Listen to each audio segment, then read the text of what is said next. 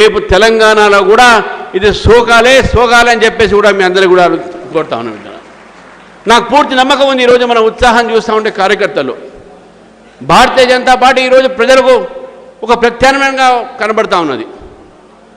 గత 2 ప్రభుత్వాలు కూడా బీఆర్ఎస్ ప్రభుత్వం అయితే ఏంది, అదేవిధంగా కాంగ్రెస్ ప్రభుత్వం అయితే ఏంది, ఈ 2 పార్టీలు కూడా కుటుంబ పరిపాలన, అవినీతి పరిపాలన లోపాలతో ఈరోజు తెలంగాణ ధనిక రాష్ట్రాన్ని ఒక అప్పుల రాష్ట్రంగా మార్చి ఇక్కడ యువతని, విద్యార్థుల్ని వారి యొక్క జీవితంలో ఎక్కడ కూడా వరకు ఆశా జ్యోతి లేకుండా రైతులకు కష్టాలతోని, అదేవిధంగా ఏ వర్గమైనా సరే తెలంగాణలో అది ప్రభుత్వ ఉద్యోగస్తులు కానీ, ప్రభుత్వ విరామం తీసుకున్నటువంటి ఉద్యోగస్తులు కానీ, లేకపోతే మహిళలు కానీ, ఈరోజు మనం చూస్తూ ఉన్నాం. ప్రతిరోజు మనకు మహిళలపైన అత్యాచారాలు జరుగుతూ ఉన్నాయి రాష్ట్రంలో. ఏ వర్గం కూడా ఈరోజు భారతీయ జనతా పార్టీ చెప్పినట్టు గత భారతీయ జనతా పార్టీ పోల్చినట్టు రాష్ట్రాలకు పోలిస్తే తెలంగాణలో ఈరోజు ఏ వర్గం కూడా సంతోషంగా లేరు. అదే మన భారతీయ జనతా పార్టీ పరిపాలన రాష్ట్రాల్లో ఈరోజు అక్కడ ఉన్నటువంటి ఒక స్కీమ్స్, ఈరోజు పథకాలు ప్రజలకు డైరెక్ట్గా అందుతూ ఉన్నాయి.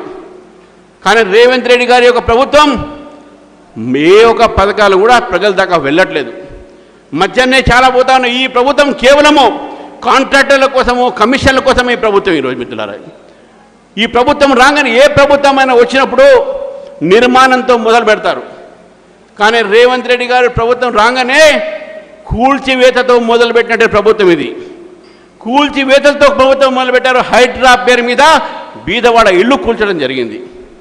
హైడ్రా పేరు మీద ఈరోజు ఎంతోమంది నిర్వాసన చేశారు. బ్యాంకు లోన్లు ఇచ్చి కష్టపడి ఒక తరగతి కుటుంబము, ఒక బీద కుటుంబం ఇల్లు కట్టుకుంటే నీ ప్రభుత్వం రాగానే వాళ్ళ ఇల్లు కూలగొల్చారే, దీని ఉసురు తప్పకుండా తగులుతుంది రేవంత్ రెడ్డి గారి యొక్క ప్రభుత్వానికి. అంతేకాదు ఈరోజు మూసీ యొక్క ప్రక్షాళన పేరు మీద, మూసీ ప్రక్షాళన ఎటువంటి ఒక మనకు అభ్యంతరాలు లేవు. కానీ దాని పేరు మీద గాంధీ సౌరవరం పేరు పెట్టి లక్షల కోట్ల రూపాయలు ఖర్చు పెట్టి అక్కడ ఉన్నటువంటి ఒక ప్రజల్ని నిర్వాసితులు చేసి ఈరోజు ఈ మూసీ ప్రక్షాళన చేస్తూ ఉంటే, మీరు ముందు మూసీ ప్రక్షాళన చేయండి, తర్వాత గాంధీ సరోవర్ చేయండి. అంతేగాని మూసీ ప్రక్షాళన చేయకుండా గాంధీ సరోవర్ కడతా అంటే అది కూడా కాళేశ్వరం లాంటి ప్రాజెక్ట్ అని చెప్పి తెలియజేస్తాను మిత్రులు. నేను 2-3 విషయాలు చెప్పి ముగిశాను, ఎందుకంటే నితిన్ నవీన్ గారు కూడా వెళ్ళాలి, వాళ్ళు మాట్లాడాలి కాబట్టి. ఈరోజు మనం చూస్తా ఉన్నాం, నరేంద్ర మోదీ గారి 12 సంవత్సరాల పరిపాలనలో ఏ ఒక అవినీతి లేకుండా పరిపాలించారు. అవినీతి రహితమైన పరిపాలన ఈరోజు దేశానికి నరేంద్ర మోదీ గారు అందించారు. అభివృద్ధి కార్యక్రమాన్ని ముందు తీసుకోవడం జరిగింది. రాజకీయాలే, కానీ అభివృద్ధిలో ఎప్పుడు రాజకీయాలు చేయలే. అన్ని రాష్ట్రాలని సమానంగా చూసినటువంటి వ్యక్తి నరేంద్ర మోదీ గారు. ఈరోజు తెలంగాణ కూడా 12 సంవత్సరాల్లో 13 లక్షల కోట్లతో తెలంగాణకు అభివృద్ధి కార్యక్రమాల్లో నరేంద్ర మోదీ గారి ప్రభుత్వం పాల్గొన్న విషయాన్ని గుర్తుపెట్టుకోవాలి.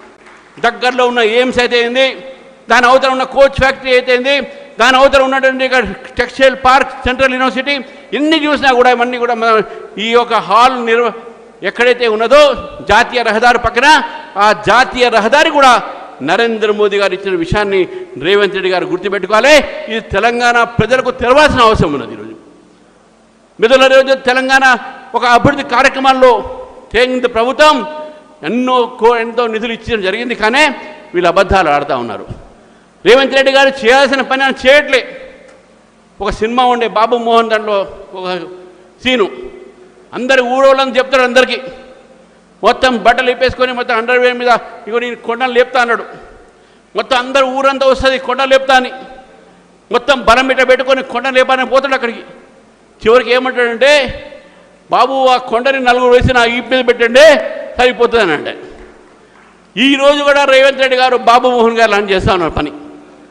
ఆయన చేసే పని కిషన్ రెడ్డిని చేయమంటుండు, ఆయన చేసే పని బీజేపీ ఎంపీని చేయమంటుండు, ఆయన చేసే పని కేంద్రాన్ని చేయమంటుండు. ధాన్యం తీసుకోవాల్సిన పని మీది కాదా? కేంద్రం ఎందుకు వస్తుంది? ఏ రోజు మనకున్నట్టే మెట్రోలు, ఎంఎంటీఎస్లు ఇవి దీంట్లో భాగంగా ఉన్నది మీరు కాదా? దానికి కిషన్ రెడ్డి గారు కానీ మా ఎంపీలు కానీ ఏం చేస్తారు? కాబట్టి రేవంత్ రెడ్డి గారు ఈ మీ బాబు మోహన్ యాక్టింగ్ ప్రజలు చూడరు, ప్రజలు నిర్ణయించుకున్నారు. మీరు కూల్చివేతతో మొదలుపెట్టినటువంటి మీ ప్రభుత్వాన్ని కూడా కూల్చివేయడానికి ప్రజలు సిద్ధంగా ఉన్నారు అనే విషయాన్ని చెప్తా ఉన్నాను. అంతేకాదు బీఆర్ఎస్ కూడా నేను చెప్తా ఉన్నాను, మీరు కాంగ్రెస్ పార్టీ ఇద్దరు చేస్తున్న నాటకాలు, మళ్ళీ మీ మధ్యవర్తి వహిస్తున్నటువంటి ఒక ఎంఐఎం పార్టీ, ఈ ఎంఐఎం, బీఆర్ఎస్, కాంగ్రెస్, ఈ మూడు పార్టీలు కూడా ఒకటే అని చెప్తా ఉన్నాను. ఈ మూడు పార్టీలు కూడా ఉమెన్ రిజర్వేషన్ వ్యతిరేకించారు. ఈ మూడు పార్టీలు కూడా డీలిమిటేషన్ వ్యతిరేకిస్తున్నారు.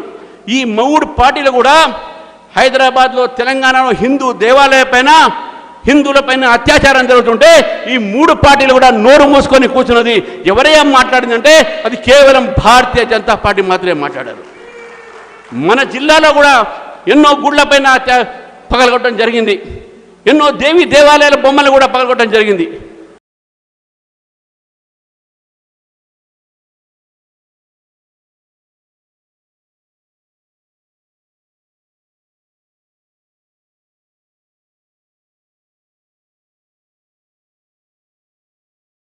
అవకాశం ఇస్తే నరేంద్ర మోదీ గారి ప్రభుత్వం